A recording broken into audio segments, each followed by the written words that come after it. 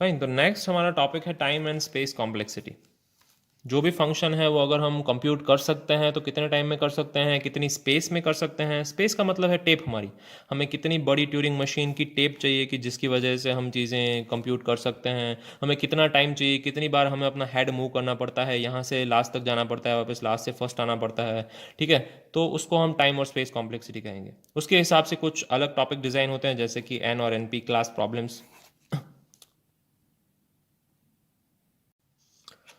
It is not N and NP class, rather it is P and NP class, basically polynomial और non polynomial time class. ठीक है, तो हम space और time के बारे में कंसर्न है कि हम जो भी ट्यूरिंग मशीन यूज़ कर रहे हैं उसमें हमें कितना टाइम लगेगा कोई भी एल्गोरिथम सॉल्व करने में, और उसमें कितनी स्पेस चाहिए होगी या कितने टेप वाली ट्यूरिंग मशीन चाहिए होगी।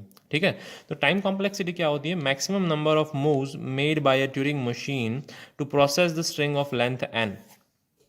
ठीक है, तो टी एन का मतलब है एन लेंथ की स्ट्रिंग को प्रोसेस करने के लिए, इनपुट स्ट्रिंग हमारी अगर ओमेगा है, उसको प्रोसेस करने के लिए उसको कितना टाइम चाहिए। टाइम का मतलब है कितनी बार उसको अपना हेड मूव करना पड़ता है।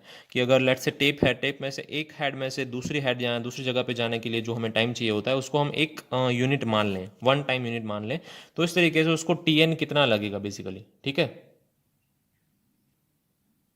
सिमिलरली स्पेस कॉम्प्लेक्सिटी क्या होती है कि maximum number of tape squares used, कि हम कितने number, maximum number of tape squares use करते हैं, T M, for input of length L. कि अगर हमें कोई एक ओमेगा स्ट्रिंग है जिसकी लेंथ एन है, वो हमें प्रोसेस करनी है, तो हमें कितने टेप की ज़रूरत पड़ती है, कितनी लंबी टेप की, उसको हम स्पेस कॉम्प्लेक्सिटी कहते हैं। एक सिंपल एग्जांपल की अगर हम बात करें, तो अगर एक एग्जांपल है जिसमें हम पैलिंड्रोम्स यूज़ कर रहे हैं कि W फिर C और फिर WR है, यानी कि W रिवर्स है। पैलिंड्रोम है जिसको हमने C से डिफ्रेंशिएट किया है। ठीक है, तो इस लैंग्वेज जीरो और वन स्टार, जीरो और वन इनपुट से जो बनती है, उसको हमें अगर रिप्रेजेंट करना है तो हमें कितने मूव्स लगेंगे, कितनी बार हमें अपने हेड को मूव करना पड़ेगा, उसको टाइम कितना लगेगा। अगर उसका यूनिट वन है तो पहला और लास्ट कैरेक्टर कंपेयर करने के लिए हमें 2n+1 मूव लगेंगे, क्योंकि एक हमारा ब्लैंक होगा, एक्स स्क्वायर ब्लैंक होगा, तो 2n+1 मूव्स लगेंगे। ठीक है, फर्स्ट और लास्ट कैरेक्टर कंपेयर करने के लिए, क्योंकि हमारी जो टेप होगी उसमें हम, ठीक है, जो हमारी टेप होगी उसमें हम फर्स्ट से लेके लास्ट तक जाएंगे और अगेन हम वापस आएंगे फर्स्ट तक कंपैरिजन के लिए। ठीक है, और वापस से हम सेकंड में जाएंगे, तो 2n+1 मूव्स लगेंगे। सेकंड लास्ट कैरेक्टर को कंपेयर करने के लिए सिमिलरली 2 of n-1 +1 मूव्स लगेंगे। ठीक है, इस तरीके से हम आगे बढ़ते जाएंगे और सेंटर में पहुंचेंगे, तो फाइनल हमारा जो सेंटर कैरेक्टर सी है उसके लिए हमें कंपेयर करने के लिए एक मूव लगेगा।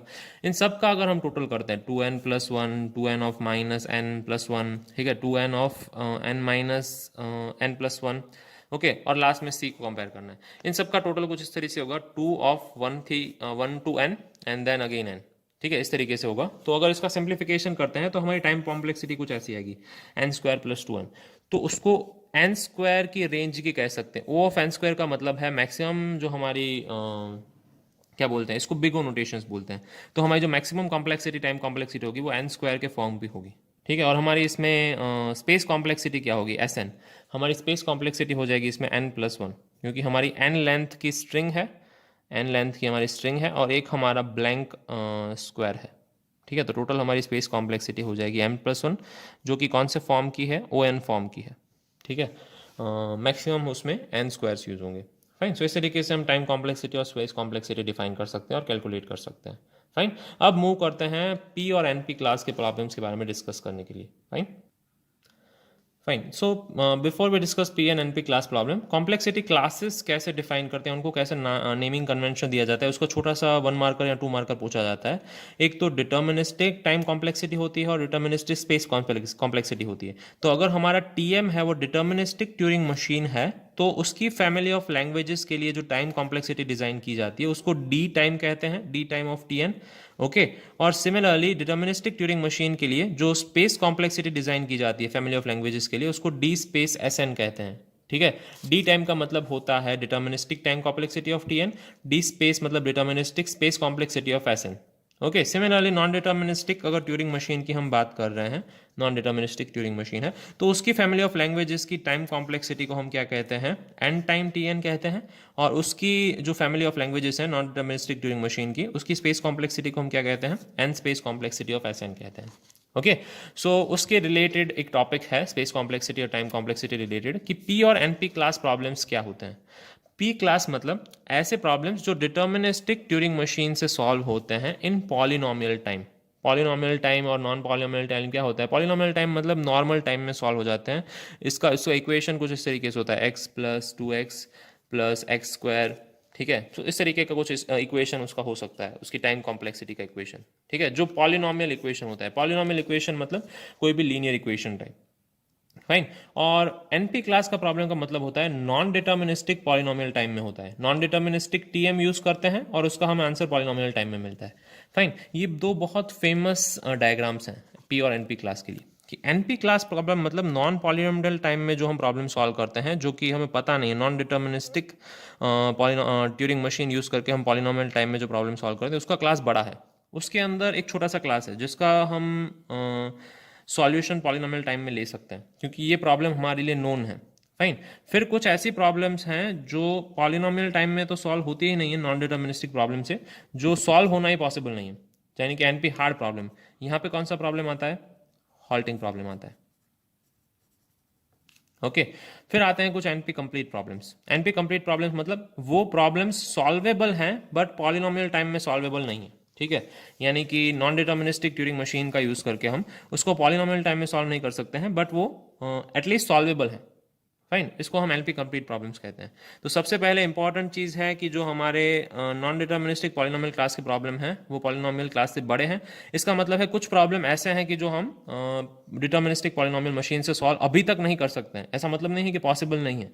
हमें फ्यूचर में किस तरफ जाना है, इस डायग्राम की तरफ बढ़ना है, कि हमारा जो पी क्लास है वो बढ़ता जाना चाहिए, बढ़ता जाना चाहिए।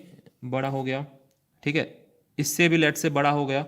इसको बढ़ते बढ़ते हमें इतना बढ़ा देना है कि हमारा नॉलेज है वो पी और एनपी क्लास का और एनपी कंप्लीट क्लास का नॉलेज हमारा तीनों का सेम होना चाहिए, ठीक है। यानी हमारे लिए सारे प्रॉब्लम है वो कितने टाइम में सॉल्व होने चाहिए? पॉलिनोमियल टाइम में सॉल्व होने चाहिए। अब पॉलिनोमियल टाइम में सॉल्व होना इतना ज़रूरी क्यों है वो हम देखते हैं, ठीक है। तो पॉलिनोमियल टाइम में प्रॉब्लम सॉल्व होना इसीलिए बहुत ज़रूरी है। I just push it down a bit, या क्यों? क्योंकि अगर हमारा n 1 है, फाइन, और किसी का ये पॉलिनोमियल टाइम है सारे, ठीक है, X square, X cube, N log N, ये सब पॉलिनोमियल टाइम है। यहाँ तक है वो सारे पॉलिनोमियल टाइम के एग्जांपल हैं, फाइन। इसमें कितना टाइम लग रहा है? अगर मेरी इनपुट लेंथ एक स्ट्रिंग की है, ठीक है, तो लॉग एन 0 टाइम में सॉल्व हो जाएगा, 0 टाइम यूनिट में। ये भी 0 टाइम यूनिट में हो जाएगा, ये दोनों 1 टाइम यूनिट में हो जाएंगे। पॉलिनोमियल टाइम में 2 यूनिट लगेंगे। मेरी स्ट्रिंग की लेंथ डबल कर रहा हूँ, 2, अभी भी सॉल्वेबल है। 1 unit of time, 2 unit of time, 4 unit of time, 8 unit and 4 unit. ये मिली सेकेंड्स हो सकते हैं, सेकेंड्स हो सकते हैं, माइक्रो सेकेंड हो सकते हैं, डिपेंडिंग ऑन योर कंप्यूटर। इसीलिए मैं इसका यूनिट डिफाइन नहीं कर रहा हूँ, यूनिट ऑफ टाइम बोल रहा हूँ जो भी पॉसिबल यूनिट ऑफ टाइम है। फिर अगर स्ट्रिंग की लेंथ 4 कर दी है तो धीरे धीरे आप जैसे जैसे नीचे देखेंगे बढ़ता जा रहा है, यूनिट ऑफ टाइम बढ़ता जा रहा है। अब 16 देखिए, 32 देखिए। तो अगर आप 8 के लिए देखेंगे तो ये नंबर बहुत बड़ा है, ठीक है, नॉन पॉलिनोमियल में, एन क्यूब के लिए, फाइन। बट अगर आप 16 के लिए देखते हैं, इनफ लॉन्ग नंबर के लिए, अगर मेरी स्ट्रिंग की लेंथ 16 है, जो कि हो सकती है, 16 लेंथ की स्ट्रिंग कोई बड़ी बात नहीं है, फाइन। तो लॉग एन है वो 4 यूनिट टाइम में सॉल्व होगा, एन लॉग एन है 64 यूनिट टाइम में सॉल्व होगा, ये 256 यूनिट टाइम में सॉल्व होगा, ये 4096 में होगा प्रॉब्ली, ठीक है। पर जो हमारा पॉलिनोमियल टाइम एल्गोरिदम है, ये पॉलिनोमियल टाइम एल्गोरिदम है, sorry, this is exponential time, polynomial नहीं। ये एक्सपोनेंशियल टाइम एल्गोरिदम है, ये सारे पॉलिनोमियल टाइम एल्गोरिदम्स है। तो इसमें 65,536 यूनिट ऑफ टाइम लग रहा है। अकॉर्डिंग टू दिस, इसके हिसाब में ये टाइम 16 टाइम्स ज़्यादा है, 16x ज़्यादा है। यानी अगर आप में ये x सेकंड में सॉल्व कर रहे हैं तो ये चीज़ सॉल्व करने में 16 सेकंड लगेंगे, fine. So there is a very big amount of time in computational problem, fine. Similarly अगर मैं स्ट्रिंग की लेंथ सिर्फ 32 कर देता हूँ, जो कि वेरी पॉसिबल है, बहुत ही पॉसिबल चीज़ है कि 32 लेंथ की स्ट्रिंग हो सकती है, तो ये सारे सॉल्वेबल हैं। अगर ये 4096 है वो 1 सेकंड में सॉल्व रहा है, तो ये 8 सेकंड में सॉल्व होगा। ये 16 सेकंड में सॉल्व रहा है, तो आप इसका अंदाज़ा लगा सकते हैं ये सेकंड्स कितने हो सकते हैं, ये आवर्स या डेज में हो सकते हैं, फाइन। सो इस तरीके से इसका कॉम्प्लेक्सिटी वो बढ़ता जाता है। इसको हम क्या कहते हैं? Growth rate. इसी वजह से नॉन पॉलिनोमियल टाइम में जो एल्गोरिदम सॉल्व होते हैं, यानी कि एक्सपोनेंशियल टाइम में, वो बहुत प्रॉब्लमेटिक होते हैं। इनको लगते हैं around 2 raise to N time लगता है, ठीक है, जिसको हम linear search, binary search, insertion sort, merge sort, matrix multiplication, ये सब कुछ नोन प्रॉब्लम्स हैं। जगह लीनियर सर्च में एन लगता है, बाइनरी सर्च उससे अच्छा है, उसमें लॉग एन लगता है। इंसर्शन सॉर्ट और मर्ज सॉर्ट में, इंसर्शन सॉर्ट में एन स्क्वायर लगता है, तो मर्ज सॉर्ट उससे थोड़ा बेटर है, उसमें एन लॉग एन लगता है। मैट्रिक्स मल्टीप्लिकेशन सबसे वर्स्ट है, एन क्यूब है। थोड़ी देर के लिए लगता है कि एन क्यूब का ग्रोथ रेट बहुत अच्छा है, जैसे कि आप नीचे देख रहे हैं एन क्यूब का ग्रोथ रेट है वो 1, 8, 64, 512 इससे ज़्यादा चल रहा है। पर जैसे ही कुछ इनफ बिगर नंबर पे हम पहुंचते हैं तो उसका ग्रोथ रेट है वो इजीली स्लो हो जाता है। फाइन। तो सिमिलरली जैसे आप देख रहे हैं 2 raised to n एक्सपोनेंशियल का ग्रोथ रेट बहुत ज़्यादा है। इससे ज़्यादा ग्रोथ रेट कुछ फंक्शंस का है, जैसे कि हमने बात की थी। इससे ज़्यादा ग्रोथ रेट किसका हो सकता है, लेट्स से एकरमैन फंक्शन, इसका ग्रोथ रेट है सबसे ज़्यादा है। एकरमैन से भी ज़्यादा ग्रोथ रेट है ग्रेटर देन इक्वल टू किसका है, वो बिजी बीवर फंक्शन का है। वो बहुत ही ज़्यादा तेज़ी से बढ़ता है। फाइन। सो ये कुछ फंक्शंस हैं। तो ये फंक्शंस हैं वो ज़्यादा तेज़ी से कैसे बढ़ते हैं, तो जैसे कि एक सिंपल प्रॉब्लम है सेटिस्फाइबिलिटी प्रॉब्लम, जिसको हम पी और एनपी क्लास में से कहाँ बिलोंग करते हैं वो देख सकते हैं। वो एनपी कंप्लीट प्रॉब्लम है। सेटिस्फाइबिलिटी प्रॉब्लम कौन सा प्रॉब्लम है, एनपी कंप्लीट प्रॉब्लम है। ठीक है। ये हम पॉलिनॉमियल टाइम में सॉल्व नहीं कर सकते हैं, बट हम एक्सपोनेंशियल टाइम में सॉल्व कर सकते हैं, जहाँ पे 2 raised to n पॉसिबिलिटीज़ होती हैं। तो हमारा 2 raised to n टर्म्स में टाइम लगता है। ठीक है, चेक करने के लिए, अगर एक पॉसिबिलिटी चेक करने के लिए सिंगल यूनिट टाइम चाहिए तो सेटिस्फाइबिलिटी प्रॉब्लम क्या चाहिए, क्या है, हमें चेक करना है कि for which values of these individual variables y will yield true. y क्या है, एक बुलियन एक्सप्रेशन है। बुलियन एक्सप्रेशन जिसमें वेरिएबल्स हैं x1, x2, x3, again x1, x2, x3 हैं। कुछ सिंपल नोटेशंस हैं जैसे कि एंड और एंड कॉम्प्लीमेंट, ये सब कुछ ऑपरेशंस हैं सिंपल सिंपल। ठीक है। तो कौन सी वैल्यूज x1, x2 और x3 की कौन सी वैल्यूज के लिए y की वैल्यू हमें ट्रू मिलेगी, तो x1, x2 और x3 काफ़ी सारी वैल्यूज हो सकती हैं, जैसे कि हमने यहाँ पे सैंपल लिया हुआ है। कौन से वैल्यूज पॉसिबल हैं, 000, 001, और टोटल कितनी वैल्यूज होंगी, 2 raised to n वैल्यूज होंगी, जहाँ पे n क्या है, नंबर ऑफ वेरिएबल्स हैं। तो ये सारी वैल्यूज हमें इनमें रख के चेक करनी पड़ेगी कि कौन सी वैल्यूज के लिए y ट्रू है। तो इसमें मल्टीपल वैल्यूज हो सकती हैं, लेट्स से इसके लिए y ट्रू है, इसके लिए भी y ट्रू है, इसके लिए भी y ट्रू है, मल्टीपल वैल्यूज हो सकती हैं।